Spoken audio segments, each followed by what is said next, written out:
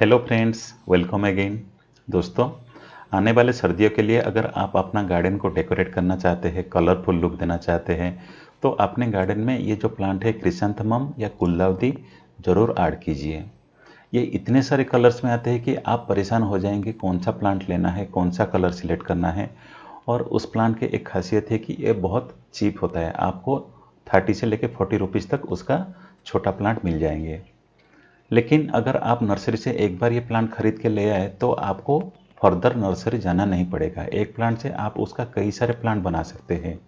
चाहे तो आप अपने दोस्तों से भी कटिंग लेके इसको ग्रो कर सकते हैं। और आज इस वीडियो में मैं आपको उसका पूरा प्रोसीड्यूर बताऊंगा, कैसे मदर प्लांट से आप मल्टीपल प्लांट्स ग्रो करेंगे।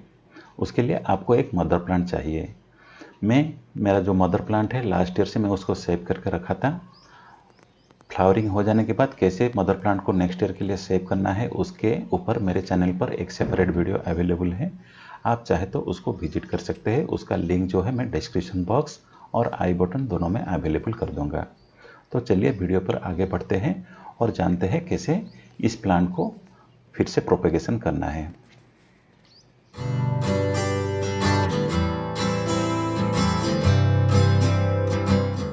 तो ये देखिए, ये मेरा लास्ट ईयर का सेव किया हुआ मदर प्लांट है।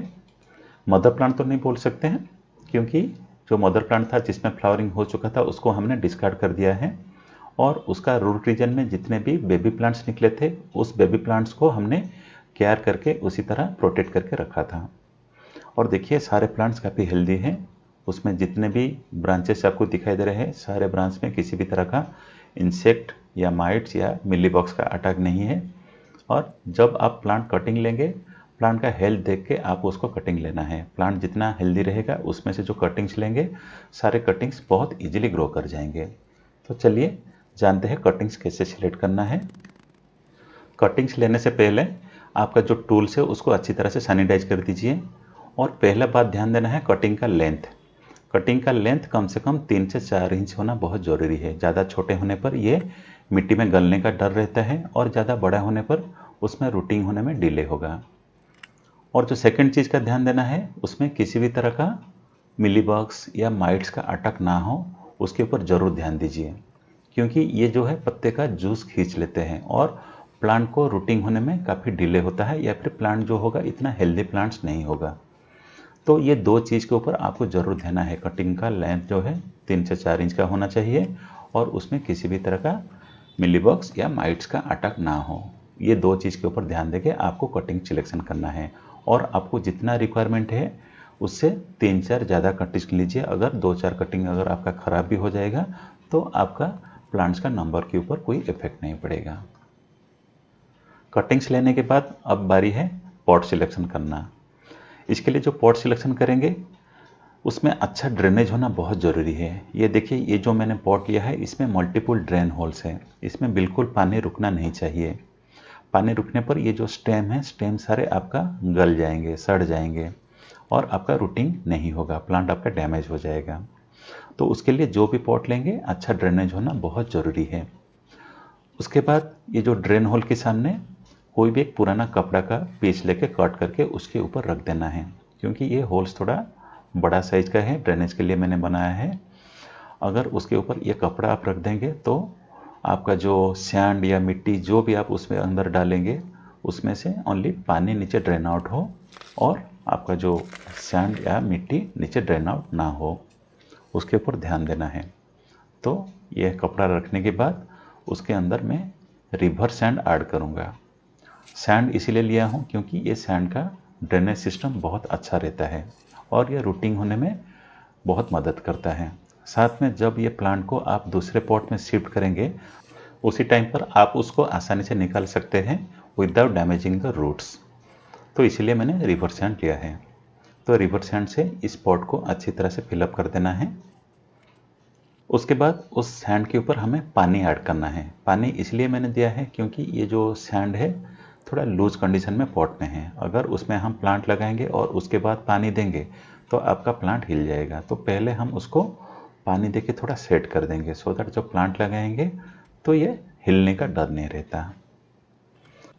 तो ये हमारा सैंड अभी सेट हो चुका है और उसमें हमें अब ये कटिंग्स को लगाना है। लेकिन कटिंग से लगाने से पहले उसके नीचे तरफ जितने भी 2 या 3 पत्ते हैं इन सबको निकाल देना है। इससे आपको सैंड में लगाने में आसानी होगा।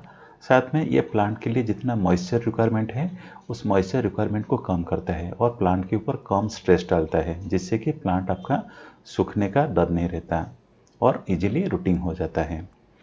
इसी तरह मेरे पास जितने भी कटिंग्स हैं सारे कटिंग्स का नीचे की तरफ 2 या 3 पत्ते को मैं इसी तरह निकाल दूंगा और उसके बाद मैं उसको सैंड में लगाऊंगा। तो ये सारे स्टेम्स अभी मेरा रेडी हो चुके हैं। उसके बाद हमें उसे एक अच्छा रूटिंग हार्मोन में डीप करना है। रूटिंग हार्मोन इसलिए मैंने यूज़ किया है क्योंकि इससे रूटिंग थोड़ा फास्टर होता है। अगर आपके पास ये नहीं है तो भी कोई इशू नहीं, आप चाहे तो एलोवेरा का पत्ते का जो जूस लगा सकते हैं या फिर दालचीनी पाउडर लगा सकते हैं। अगर वो भी नहीं है, अगर आप उसको ऐसे डायरेक्ट भी लगाएंगे तो भी कोई इशू नहीं, ये इसमें रूटिंग हो जाएगा। हो सकता है 1-2 दिन का डिले हो, लेकिन रूटिंग डेफिनेटली होगा। ये मैं जितने भी कटिंग से उनको सब फ्रेश लगा रहा हूँ, इसलिए ये रूटिंग हार्मोन बहुत जल्दी स्टिक कर जाता है स्टेम पर।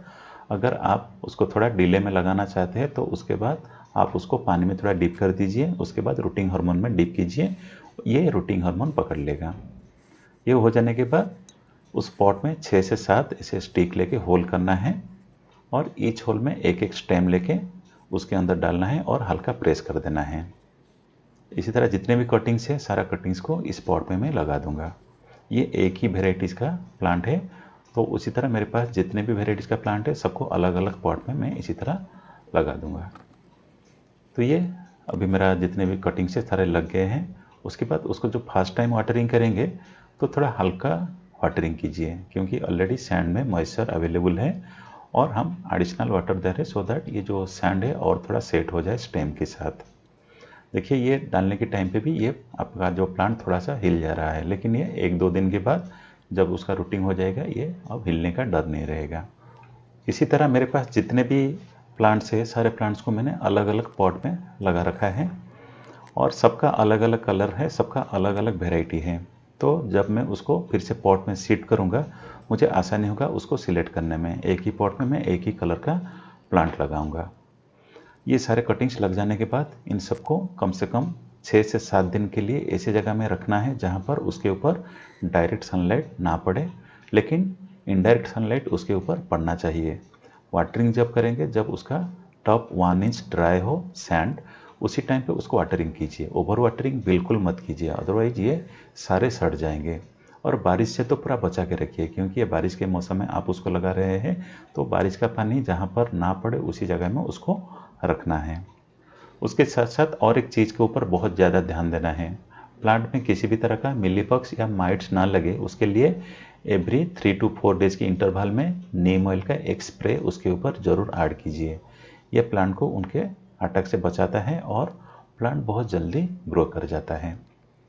तो ये देखिए आफ्टर 20 डेज ये प्लांट मेरा अभी रूटिंग हो चुका है।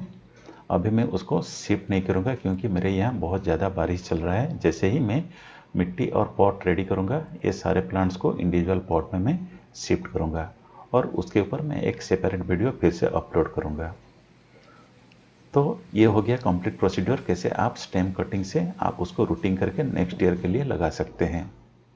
आशा करता हूँ ये जो वीडियो आपको बहुत यूज़फुल हो। अगर वीडियो आपको अच्छा लगा तो वीडियो को लाइक कीजिए, अपने फ्रेंड सर्कल में शेयर कीजिए, हो सके तो चैनल को सब्सक्राइब कीजिए। तो मिलते हैं फिर एक अगले वीडियो में, तब तक के लिए bye bye, have a nice day.